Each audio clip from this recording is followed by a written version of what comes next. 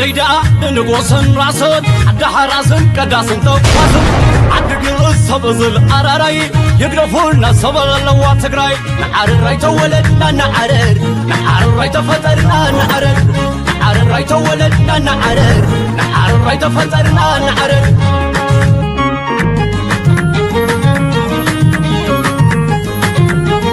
مس ستالين قبر سلاسة كنسرحينا ورا نسمرا عدمو مدوالن ستالين نتقراي ابصقما سقابلوم زمكتن فع غازيطنياي زلنا فللي زخونه يخون بعلو علت تقراي هايله ددبيتون اتقلقل استغانن بلعل ايرترا زلو مرداتا غديفكا ابلعل هاغرو زلو متكل زصلا ايكونن انا نغيركم متكل يدنقي انت واحد هايله طرايو تقراي تعوت تبل ጭርሖስ تقملا زلو عين حساد كيهلو زماي عين نسر اللو زحلو خاب سماي بترو موسيس ويلي حالفون إزي ناي إيرتراو تنتاني أول سعيد أواناو صوعيتيوم أول سعيد مستي ناي بلسقنا بوليتيكا تتحيزو قدميلو بزحات مدباتي سرح زنبرن تقوون بفلاي دما دحريتي منقسي بلسقنا نحايلتا سمين مالتون تقراي إيرتران محران عداهم كاز عبيت كوش نايم مسرات حلمو إنا تنتنا كل مجدتها سرعة بلسقنا إنك على حزمة إيرتراوي تنتاني بوليتيكايو بفلاي حز دما تقراي قص أنا بإيرتراز قبرتن زوات أنا أبز مسل كنتات زلات مسل مزيتة تحيزين بار بإيرتراو أول سعيد إزي أبي ماتوي زسمعنا كم صعيد غربة كمي ميديانا أول سعيد ملا إيرتراويان مسجانا نغرونا نخبرات خطاتلتنا دما زت لمدى سلامتنا أبز لكم ويبصحكم نبل نلومي مزيتة تحيزو زلو رئيتوتات جنرال صادقانن مسي دياسبوراز غورص انحيت كالوت اوانا وحبريتاتاتن زدهسس مدب علنا نختكتاتر ودما بخبرن عدم حزبتات ايرتران تግራይን ንውሕ ዝበለ ዓመታት ብፍላይ ድማ ኣብ ኢትዮጵያ ብዝነበረ ስርዓት ሕወሓት ሕውነት ዞም ክልተ ህዝብታት ተሓንኪሉ ሓደ ዝቋንቆም ሓደ ዝባህሎም ኮታስ ዝበዝሕ ናይ ማሕበራዊ ምትእስሳር ዘለዎም ህዝብታት እናሃሉ ብቐረባ ተራሒቆም ሕቆን ከብድን ኮይኖም ጸኒሖም እዮም ሕዚ ግን ብፍላይ ድማ ድሕርቲ ኣብ ትግራይ ዝነበረ ኩናት ብዙሓት ተጋሩን ኤርትራውያንን እዚ ህዝቢ ካብ ማእኸል ዓዲ ብዝመጽእ ፖለቲካ ክሳብ መዓዝዩ ሕቆን ከብድን ኮይኑ ክቕጽል ዝብሉ ይወዝሕሉ ምስዚ ናይ ኣወል ስዒድ ጻውዒት ተታሒዙ ድማ ጋዜጠኛ ስታሊን ገብረስላሴ ነቲ ጻውዒት ተቐቢልዎ ከም ዝኾነን ንናይ ክልቲኡ ህዝቢ ሰላም ድማ ከም ዝሰርሕ ነፍሊጠሎ ጋዜጠኛ ስታሊን ንናይ ኣወል ስዒድ ጻውዒት እናመስገነን ቅድሚ ሕዚ ንህዝቢ ኤርትራ ዘመጉሱ ዝነበሩ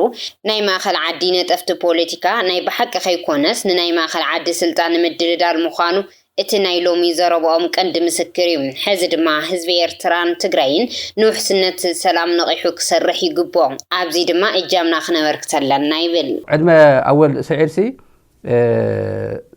ኣነ ኣወል ስዒድ የቀኒለ ነቲ ዕድመ የቀኒለና ምን ጠቀም ይብሉ ኣነ ግን ኣወል ስዒድ ስለዚ ዓደበኒ ኮንኩ ዝኸይድ ህዝበ እዩ ተጠሊዐ የዛረበው ሎሚ የተዛረበ እዩ أنا خارية وأربع كنبوت خارية ديولا كوني قد معزي عم كذا اللي بيكونير تنايسات ودر زلت وفزر عشان بلاكو كم زي نيرو عم كذا نيرو عم يزارب نيرو تفت وانت وانكم حدا ناتو عارك له ناي ترى حاجة ولا زقن كن حدا له حدا تنشرز مثلا نسوي كم يزارب نيرو تاي نور الله ويو حدا أنا بيتسب تخرك أنا هذا خات خرك تايس أجمله أنا أجمله بالليل باسبورت خرك بيكون أنا إرتراز خين كم برهانو نجا أنا باسبورت لني ناي باسبورت أجمل سلزلني كون إرترا باسبورت خرك بيكون كزقيد مثلا تاوسي تعشم ولا نما تأي أفلا لنا أنتي إرترا رول موديلنا إرترا يازولنا ولا البوليتيك أي خيد ناو بحر دليو نتقرأي قتال أي شعب يامو بقى عصبدو بتدو خميزة لهزبي كم جلز لهزبي كلنا على أبشر ناقورز بس نيرو دحر طبعا إساعد قلعون درجز نورو وولد دبس حال نعفاز قدم بدرج زي تسووا زموتون ولا مسواتي كوينزي دحر حساب قصيرة من تقرأي راح تفعلنا أمبر إسلام هندق فينا إلى مزخدو ناي بوليتيكا طلع عايزي ناي بوليتيكا شنو بدنا نقول نسويه حنا تيكون زي شو عاد تزارهم يبلم ركب يبلم مسيرتها مسز كنا ما يبلم مسز بيساو يبلم مسز بتقرا يبلم مسمع النبيل يبلم مسز تقرنيا يبلم تقرا ايوا تقرنيا سلات بالي يبلم ፖለቲካ እዩ ኣብዚ ኣራኺብዎም ነይሩ ስለዚ ኣነስ ዛረባ ይኹሉ ሻዕ ዛረባ ክዕሪ ዘለዎ ነገራት ክዕሪ ኢና እንደሊ ፖለቲከኛታት ዘበላሸዎ ኣቦታትና ዘበላሸዎ ንጽባሕ ክዕሪ ብዝኽእል መንገዲ حلوف تسأوات إيكو خوفا كم تاريخ غير كات تياغنت كل نجار زي حزب زي جن ناو نور نملسو أدي سوا قطيت بزاله قصري ما نمس وسلطان أدي سوا قطيت بزاله قصري حزب كفا يسقمو حزب ولايتا يسقمو حزب دي سيداما يسقمو أدي سوا زلا يسقمو بسر جاتو يقحم مانغو يبلع بونو يساتي ونا يولد زخابا بزي من تكون تاتلو ولا يولد أفتح مع رجل حزب من تكون تات خمس نبأ ونا يولد ما زي حزب زي ناموتلو ناتسوالو تعينو ركب بيت سواو تعينو مسوعات غيره إثيوبيا نعم عبالة خنبر تمني ولو بزح صريحهم يبرس هانيز أملو من قد هانيز أملو إثيوبيا بس فاهم له إنترنت نورمال كوين ببجزا هواي فاجر نورمال غير أملو كاو حزب تقرأ تاي تعرفه أي تعرفه 1 مليون حزب أقولي لهم 1 مليون حزب كوس خاوز قبوا ساعات 1 مليون حزب أقولي ناي بوليتيكا ناي تيبيا بوليتيكا إذا زي يورد خينا بفيديو ده خارج فالكم لما عندي بتوسخي أول سعيد ناي سمين بوليتيكا نمدخم بالنبعة لزرهن تشمس يساعدنا سيوم تشمس ناتنا المقنن إرمياس لجسن خالص زلوا وجلة تداليو بمرحلة الريدوان حسين زنكساس حدش ناي ميديا من كساس تدالي مهلاوي الزرب ود بشاشة ريدوان حسين ناي تكال ستة إثيوبيا إنسا حلاف غيرو مزيز والله أميديان بروباغاندان مليونات جنزب بمثل لعدما ننا إيرتران إثيوبيان كونتات نمسوارن نمكوسارن يوتيوبرات تساتفت محبراو ميديان زركوبهم سراويت ميديا حقومو يتمدب ريدوان حسين نما نزريهن تشوم زبحال أبي إثيوبيا خافتن جمرتنا FM زغونت زامي تبحال مربر راديو وانا فتسا مسرح زنبريو نزي مزولكم زريهن تشوم سبعي من مسبحاتو مالتي نزرين تشوم ود بشاشة بزح قوازي فوتون تغنى نريدوان حسين مقاحم تجاتو سلازغنى جن أمتي والله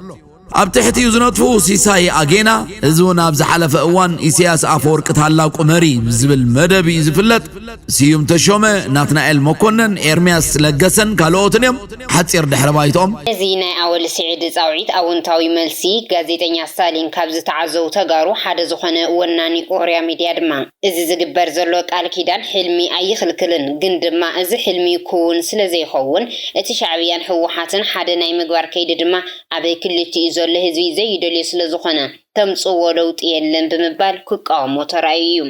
مبار اني ستالينون اني حيله ددبيت يمغص مالو زي اول سعيد من البات لك فلايد ما حز صرحو زلو سرحتي ستالين خمس زبالو زي كحد حقلو افتينا يخلتوشن 13 داي كنات اوان نختش 14 يوم حويس كاز نبره ادم بريتريا بحافش اطقلل بخاز نبره ناي ستالين غدا اي كحدن من زربا زلو يكونن هايلا ግን ካብ خبقل كله ترحيزك اسكاب حز خرز زلو زخون يكون نمغوسا زبق صراح زسرح حسابي يكونن مالتي بفلايد ما بناي تግራይ ربحان دحرينا دحري بريتويا سناي تግራይ ፖለቲካ ወረስና ይحزلو እስخدو زلو خيد ግን ابزي حزلنا عزقت يوز حزلنا درجه ብሔራዊ ውርደቱን ክንበጽሕ ካብ ዝገብሩ ናይ አንበሳ ብጽሕ ዘለው ስታሊንና ኃይለ ደደቢት እዮም ማለት በሚዲያ በሳተላይት መጽዮም ህዝቤ አመደንቋር ህዝቤ አመክፍፋል ህዝቤ አመወራድ ምጸላቱ እንተኾነ ናይ ሓብሪታ በመሃብ እዚ ብሙሉ ሓዊስካ ኣብልዕሊ ህዝቢ ትግራይ ኣብ ናይ ትግራይ ረብሓውን ጸሊም ታሪኽ ዝገረፉ ሰባት እዮም ማለት ይቡና ንዝክሮም እዚ ኣብ ትግራይ ዘሎ ማንሰይ ዝዝክሮሙን ቦይ ማለት ኣብ ማሕበራዊ ሚድያ አካውንት ምግባር ይካል ምናልባት ግን ምስቲ ተፈጢሩ ዘሎ አሊያንስ ክልቲኦም ስራሕ አራኺብዎም ስታሊን ኃይለ ደደቢት ምስ ኣወል ስዒድ ማለት ክልቲኦም ኣብ ኤርትራ ናብ ትግራይ ዘሎ መግዛዕቲ ወይ ሕሱም ስርዓት ዓቀብቲ ተረባሕት ስለዝኾኑ ማዓክሮም ወቲፎም ክሰርሑ ግድን እዩ ማለት ስለዚህ ስራሕ ይርክብዎም ቲ አሊያንስ ንስውን ምናልባት ሰብ ሕልመይ ትኽልክሎን ቆም ዓይነት ሕልም ምሕላሞም ናብ ሓደ ምምፃእ ክልቲኡ ስርዓቱን ኣፍቲ ህዝቢ ተቸክብል ዓቂዮም ክኸዱ ናተረሑን ቦልክዕ ክኸዱ ብሕታዊ ትንፋስ ናይቲ ስርዓት ህዝቢ ኣፉ ሎጊምካ ናይቶም ስርዓታት ትንፋስ ኮይኖም ክቀጽሉ ዝሓስብዎ ወይ ዝሓልምዎ ሕልም ስለዝኾነ ኮንዲ ይኾነን ግን ሕልመይ ይኽላእ እሞ ሕለሙ ክንብሎም ንፈቱ እምበር ናይ ኤርትራ ስርዓትን ናይ ትግራይ ስርዓትን ሓቢሮም ንዚ ህዝቢ እዚ ዳግም ዝረግጽሉ ትመግዛእትን ንሱ ዘቐጽሉ ዘመን ኣብቂዕ እዩ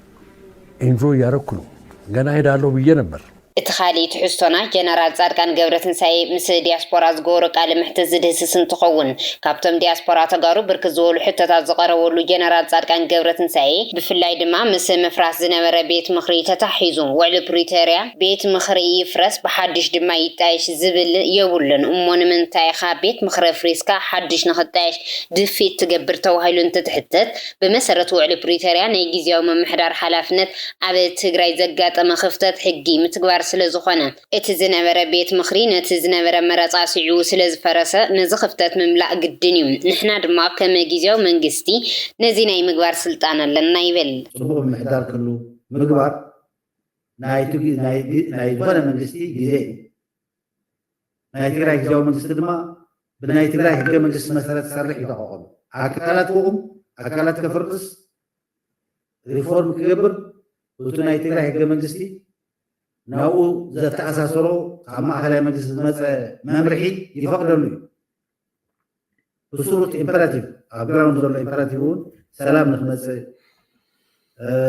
ህዝቢ ሰናይ ንክሰርሕ ካብቲ ናይ ኩናት ጉዳይ ንክወፅእ ናብ ሪካቨሪ ኮንስትራክሽን ንክኣቱ ሰናይ ምሕደራ የድልዮ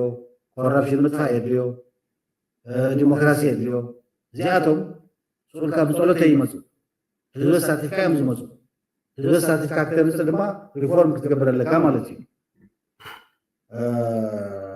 ንቀፃላይ መረፃ እውን ግራውንድ ምሙሽቻው ስራሕ ናይቲ ግዝያዊ መንግስቲ እዩ ስለዚ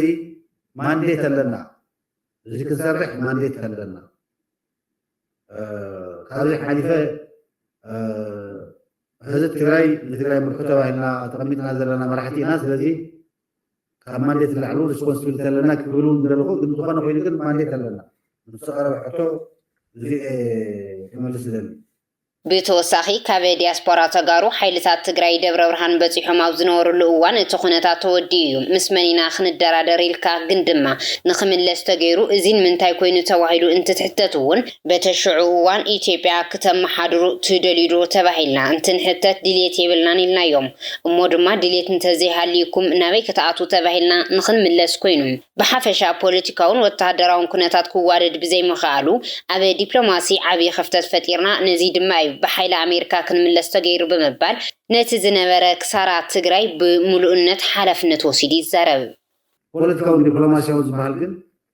قلت أنا مزرعة أبتو أنتي حدا مستفيد ماني ليرو مسؤولنا راه ليرنا مساي وقت أنا راه ليرنا بزعبيه رجع قامي بفلاي علي دورة رهان توسعنا نبض على دورة رهان توسعنا بتعمل تنكرر ما تنكرتاي مثلا ليه هي تعطوزه بتعمل تنكرر ما تنكرتاي مثلا ليه على هذا السوق زرزر على تكلم له مجاز بليه كونن يتأسس الوهول عد فرسكم منهم كتملسوا عد كتم حضور البيت قبل ذلكم جالسكم منهم لأن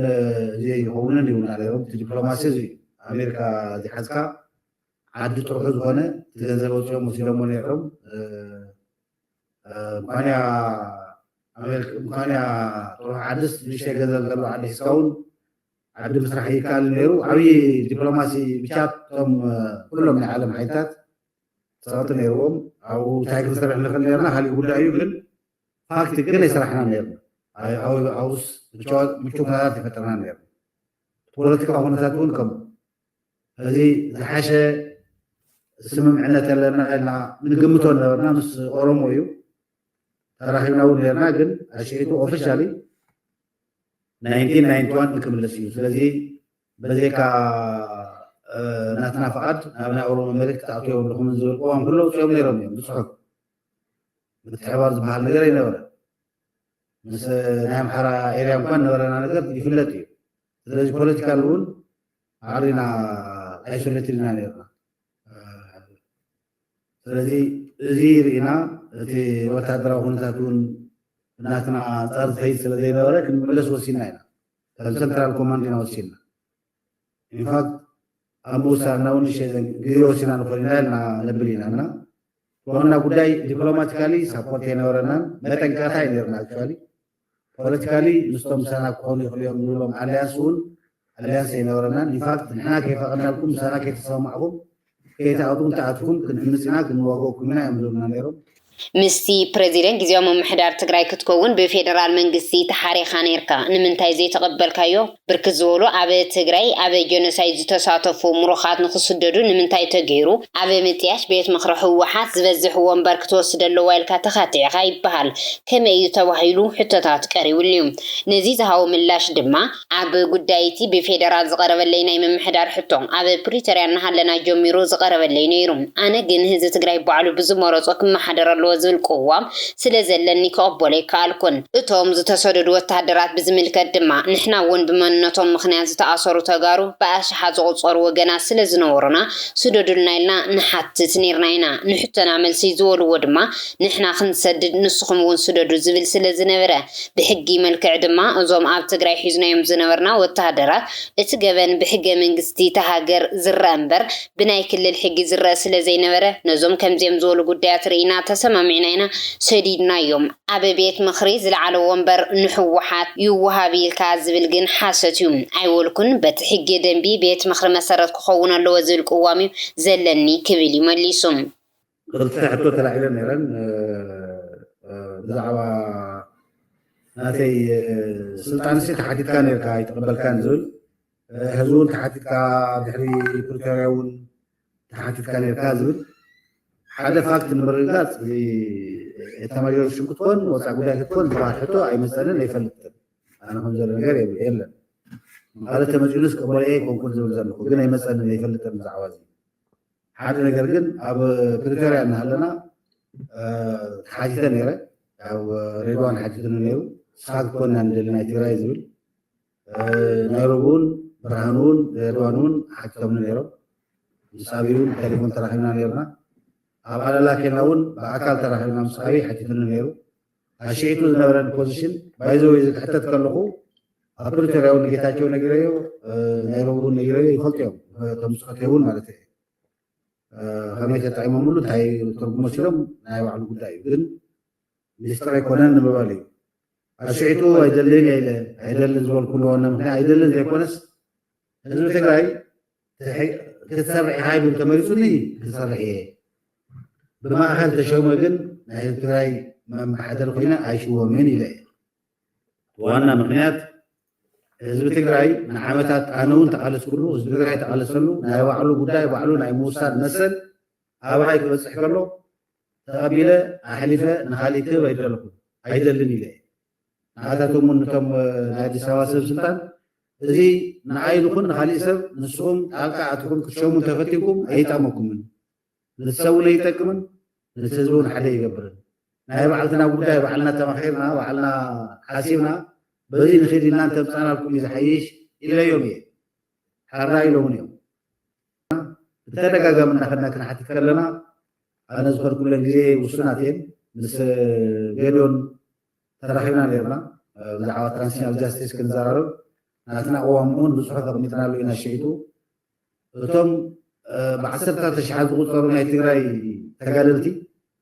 ካብ ናይ ዕጥቂ ቃልሲ ጀሚሮም ተጋደልቲ ዝነበሩ ብመንነቶም ምክንያት ተኣሲሮም ዝሳቀዩ ዝነበሩ እዚኣቶም ፍትሑና ዝብል ሕቶ ነቕድም ነርና ብተደጋጋሚ ዓይነት ኣዝብላ ዘለኹ ግዜ ይቕድም ነይሩ ሓደ ሰብ ተደጋጋሚ ናብ ኣዲስ ኣበባ ይኸድ ነይሩ ምስ ብርሃን እውን ይራኸብ ነይሩ እና ድሓር እናተዓከበ ዝመፀና መልሲ እቶም ኣብ ትግራይ ሒዝኩሞም ዘለኹም እንድሕር ዘይሰሪርኩሞም እዞም ናይ ትግራይ ብመንነቶም ተኣሲሮም ዘለዉ ይሰዶምን ዝብል ነገር ነጊሮምና ይፈሊጥና ቾይዝ ብጣዕሚ ከቢድ እዩ ከም ቁጥሮም ብዙሓት እዮም ነባራት እዮም ብዙሕ ፀገም ዝሓለፉ እዮም ከም ሰባት መጠን ዓብይ ሚዛን ነዎም ሰባት እዮም እዚኣቶም ብሓደ ወገን ኣለዉ ብካሊእ ወገን ድማ ካብ ናይ ሕጊ መማኸርቲ ዝረኸብናዮ መምርሒ ተኣሽሙ ከምዚ ዝመሰለ ጉዳይ ኣብ ትግራይ ክንርኢ መሰል የብልናን ናይ ግዜ ጉዳይ እምበር ኣሕሊፍና ማሃብና ኣይተርፍን ማእኸላይ መንግስቲ እዚ ጉዳይ ዝሪኦ ኢሎም ናይ ሕጊ ሰባት ኣመኺሮምና እዮም ክልቲኡ ኮምባይን ክንገብሮ ከለና ብሕጊ አንፃር እውን ናብ ማእኸል ምስለና ዘይተርፍ እንተኮይኑ ንሕና ኣብዚ እዚ ጉዳይ እዚ ክንርኢ እቲ ናይ ሕጊ ጉዳይ ኣነ ብዝርዝር ኣይፈልጦም ዝፈልጡ ሰባት ከልዕልዎ ይኽእሉ ኮነ እዮም ናብ ማእከላይ መንግስቲ ጉዳይ ዝክራይ ዘሎ ዝበሃል እንተኮይኑ ኣብ ልዕሊኡ ድማ እቶም ብፆትና ብዘይ ምንም ኣበሳ ተኣሲሮም ቤተሰቦም ቤተሰቦም ዝሳቀዩ ዘለዉ እዚኣቶም ንምስዳድ እንድሕር ዝፍትሐልና ኮይኑ እቲ ናይ ጀኖሳይድ ክራይሞም ኣይንሰርዞን ኣይጠፍአን ኣሎ እዚኣቶም ድማ ተበልናዮም ብሓይሽና ወሲና ኢና ብሓባር ወሲና ኢና ዝበል ኩሉ ዋና ምክንያት ድማ እቲ ፖለቲካዊ ሚዛን ኣብ ትግራይ ዘሎ ዘንፀባርቕ ነገር ክንገብር ስለ ዘለና ናይ ትራንዚሽን እዋን ስለ ዝኾነ 700,000 ኣባል ዘሎ ናይ ትግራይ ፖለቲካ ብምሉእ ከምድላይ ገይሩ ዘንቀሳቐስ ሓይልን ናይ ከማይቶና ዝመሰለ ተዓቅሞም ክንደይ ናይ ምዃኑ ኣነ ብትክክል ኣይፈልጥን ዓይነት ሓይልን ማዕረ ኢኹም እሞ ማዕረ ድምፂ ክህልወኩም ኣለዎ ናብ ዝብል መደምደምታ ኣይበፃሕኩም ኣሽዒቱ ኣይበፃሕኩም ሕዚ እንተኾነ እንድሕር ነቁሞ ንረኣዮ ንብል ኮይኑ ናተይ ምርጫ በቱ ካቢኔ ዘጣየሾ ደንቢ መሰረት ንኸይድ ድሓር ዝመሓይሽ ደሊዎ እውን ካቢኔ ካውንስል ምስ ቆመ ቀስ እናገበረ ናብ መሓይሾ እንትኸደ ይሓይሽ ዝብል ኣረኣያ እዩ ዘለኒ እቲ ናይ መወዳእታ ሓበሬታና ድማ እቲ ኣብ ኣዲስ ኣበባ ዝርከብ ፕሬዚደንት ጊዜያዊ ምምሕዳር ትግራይ ዝነበረ ኣይተ ጌታቸው ረዳ ኣብኡ ኮይኑ ኣብ ናይ ማህበራዊ ናይ ፌስቡክ ገጾም ዝሓለፉ 20 መዓልትታት ኣብ ትግራይ ዝረአ ዘሎ ፖለቲካዊ ሕምስምስ እቲ ስልጣን ወይ ሞቲሉ ዝተበገሰ ጉጅለ ድሕረት ንዝሓለፉ 2 ዓመታት ዝፈሓሶ ውዲ ናይ መወዳእታ ምዕራፉ ዝበፅሐሉ ስርዓት ክሕሉ ትፅቢት ዝገብረሎም ገለገለ ዝሓሸ ታሪክ ዝነበሮም ሰብ ዝናውን ከይተረፉ ኣብ ጭቃኣቶም ክማራስሑ ዝገበረ ምዕባለ ፈጢሩ ድሕሪ ወፍሪ ምዕራይ ማህተም ናይ መንግስቲ ኣብያተ ዕዮ ብሓይሊ ዝተቆፃፀረ ሓይሊ ምስ መጋበርያታቱ ክሳብ ሕዚ ዝገበረን 2 ነገራት እየን ዝብል ኣይተ ጌታቸው ቀዳማይ ኣብተን ተቆፃፂረየን ዝበለን ዓበይቲ ከተማታት ዘሎ መሬት ንደገፍተይ ዝበሎም ምዕዳል ንፍልፍል ኣታዊኡ ዝውዕል መሸጣ ግፍሕ ዝበለ ወፍሪ ምግባር ቀንዲ ትኩረት ኣብ መቐለ ማለት እውን ክፍለ ከተማ ሓድነት ሽረ ታሕታይ ቆራሮ ኣክሱም ላዕላይ ማይጨው ዓዲግራትን ከባቢውን ገይሩ ኣብ ካልኦት ከባቢታት ትግራይ ብዘይካ ምዕራብ ድማ ክቕፅል ይብል ዝርከባ መሬት ክሸይጥን ክማቐልን እምበር ዝጠፍእ ክምልስ ድሌት ይኹን ተወግሶ ዘይብሉ ሓይሊ ስለ ዝኾነ ብዛዕባ ምምላስ ተመዛበልቲ ላዕላዊ ግዛት መሬትን ካብ ጭርሖ ሓሊፉ ንጻት እውን ከልዕል ኣይተሰምዐን መንእሰይ ትግራይ መሬትካ ካብ ሸፋቱ ብኣረይቲ ማህተም ዝተወሰኑ ውሳነታት ሕጋውነት ስለ ዘይብሎም ኣብ ምውራር መሬት ክሳተፉ ትዕድሙ ዘለኹም ሰሃፍቲ እውን ገንዘብኩም ኣብ መዓሉ መዓሉ ኣረጋግጹ ክብል ይጽሒፎም ካለ ድማ ትኹረት እዚ ጉጅለ ድሕረ ስልጣን ይግባእኒ እሞ ኣጽደቐለይ እናበለ ኣብ ኣዲስ ኣበባ እናተመላለሰ ደገ ምጽናዕዩ ደለይቲ ሰላሚና ውዕሊ ፕሪቶሪያ ክንፍጽም ጥራሕ ወንበር ንርከብ እምበር እናበለ ኣብ ምሁታት ይዝርከብ ፕሬዚደንት ምስያም ስልጣኑ ከም ዘይኮነውን እናተቐበለ ግን ድማ ንገለ ብፕሬዚደንት ሓሬ እናበለ ሕርያታት ዝበሎም እውን በብሳለስቱ እናቀያየረ ዕድሉ ይፍትናሎም ሕዚ እውን እንተኾነ ብዛዕባ ተመዛበልቲ ብዛዕባ ምዕራብ ትግራይ ስሕት ኢሉ እውን ዝለዓለሉ ኣጋጣሚ የለን ኣጀንድኡ ምዕራብ ትግራይ እንትበሃል መሬት ሰሊጥ እምበር ዝተመዛበለ ህዝቢ ኣብ ሕሰም ዝነብር ህዝቢ ኣይረኣዩን ይብል እዚ ጉጅለን ሓሻኽሩን ብሕልሞምስ ብውንኦምስ ዘይለቐቕወን 2 ኣጀንዳታት እንተልየን መሬትን ስልጣንን እየን ይብል ኣይተ ጌታቸው ንመላ ህዝብና ሰላሙ ንተመዛበልትና ተስፎም ንመናእሰይ ትግራይ ድማ ሕልሚ ጽውሖም መሕዲጉ ንመላ ህዝብና ሰላሙ ንተመዛበልትና ተስፎም ንመናእሰይ ትግራይ ድማ ሕልሚ ጽውሖም መሕዲጎም እታ ክፋትሕዋ ዘይኽእሉ ኣመሎም ክዕንግሉ ናብ ካልእ ዙር ተሕሚስ ከእትውና ህርዲግ ይብለለው ዓገብ ንወሎም ክብል ይጽሒፎም ዝኾነ ኮይኑ እቲ ብዶክተር ደብረጽዮን ዝምራሕ ጉጅለ ዛጊድ ንጽሑፍ ጌታቸው ዝመለሶ መልሲ ዘየለን ትኸውን እቲ ናይ ዶክተር ደብረጽዮን ሕወሓት ንፕሬዚደንት ጊዜያዊ ምምሕዳር ትግራይ ሓርዮ ዝበለቶ ጀነራል ታደሰ ወረደ ድማ ካብ ኣዲስ ኣበባ ኣብ ውሽጢ ሓደ ወርሒ ክፍጸም ኣለወን ተባሂለን ዝተነጸራ ስዕባ ትእዛዛት ኣብይን ኣሜሪካን ተቐቢሉ ተሰማሚዑን ተመሊሱ ከም ዘሎ ይሕበር ኣሎ